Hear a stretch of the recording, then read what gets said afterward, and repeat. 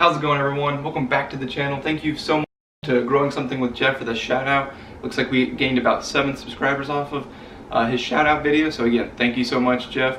Today we're going to be doing something a little bit different. We're going to be doing a cross-pollination tutorial video. It's a little bit more difficult than I had initially intended, or not, I should say, than I thought that it was. But let's just get right into it. I'm going to be behind the camera today, and we'll be looking at some photos on the computer, and I'll be kind of showing you what you need to be doing, just since none of the bulbs I have, or none of the flowers I have outside are ready for that stage yet. We're also going to be starting some new ones, so this will be a long series, and I'll explain why more later. But let's get right into it. Alright, so let's get right into it. This is going to be just a copyright-free image from Google. You can probably find this if you have the right search terms and everything, but the best way to get started with cross-pollinating pepper plants is just to know the basic anatomy of a pepper plant. So you can see kind of in the middle, there's that flower. You have the petals around the outside, all the parts that are kind of facing inwards toward the middle. Those are going to be the stamens with the anthers on top. The anther is that black part. And you can see the anther is the one producing that pollen, and the pollen's all the white all over that anther. In the middle with the yellow right there is going to be the stigma, and that's where the pollen enters in order to fertilize that plant. So to get a good idea of what you need to do in order to properly cross-pollinate, right below this leaf that this petal, or this little flower is on, you can see a little bulb, or a little flower that's probably going to open within the next day or two. It looks like, just based on this image. I know it's a little bit blurry, so it is a little bit harder to see. But I wasn't able to find a copyright image of just an unopened flower, and I don't have any on my pepper plant as it is. I've been waiting for one, and I haven't been able to get one. So unfortunately, I don't have a clear photo of that, but you can still see from this little bulb right there, that's about the stage where you want to go ahead and snip everything off.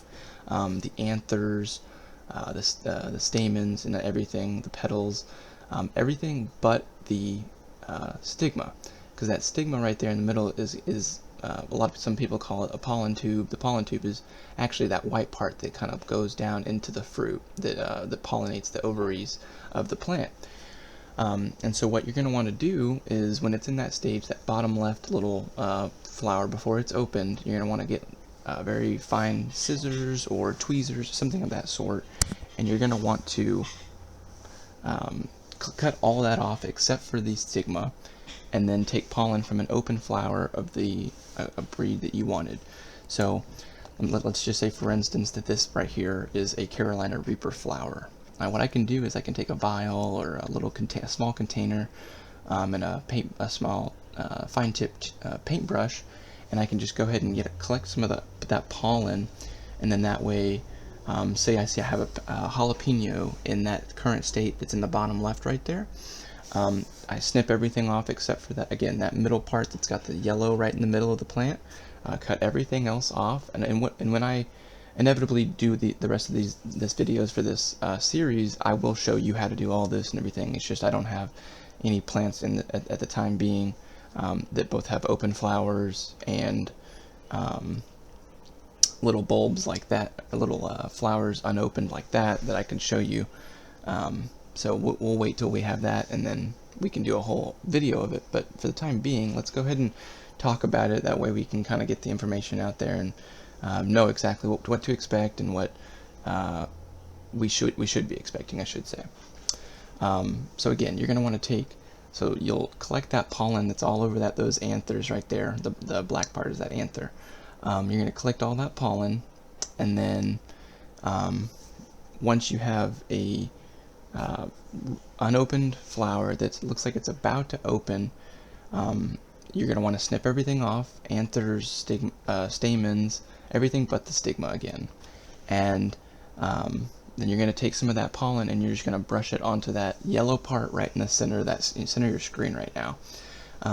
What that's going to do is it's going to allow the pollen to absorb and to fertilize the plant with the pollen of another pepper plant. And so what a lot of people think, and what I even thought until just recently, looking it up and doing more research just to figure out kind of what I had done wrong, is what it's not doing is it's not turning the current pepper into the pepper that you want it to be, like a crossbreed. What it's doing is it's changing the genetics of the seeds that are going to be inside the fruit when you harvest it.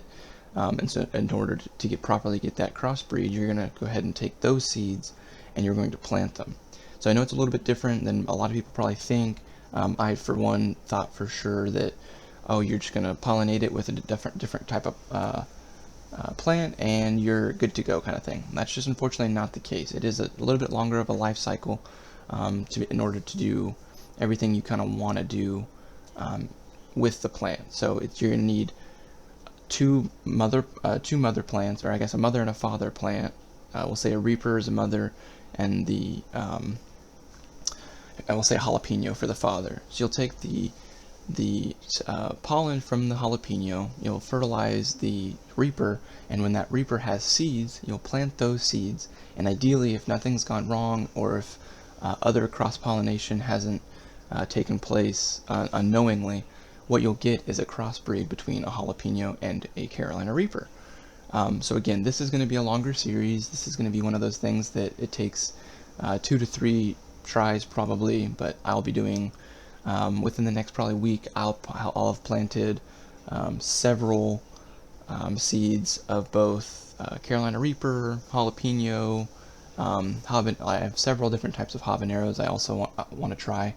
I'd love to try a lemon habanero mixed with a Carolina Reaper. I feel like just the flavor of the habanero with the heat of a Reaper, I know that's idealistic thinking, but if that were to be the case, I feel like that would be one of my favorite peppers of all time. But again, that's kind of the gist of it. If you have any questions, just please feel free to comment down below and I'll answer anything I can. And if I can't answer something, I'll look it up and I will make sure I get that information out to you as fast as I can.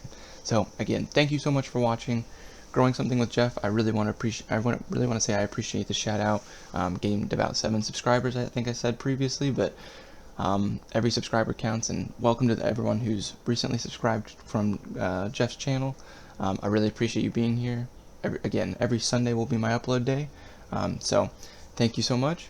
You guys have a wonderful day.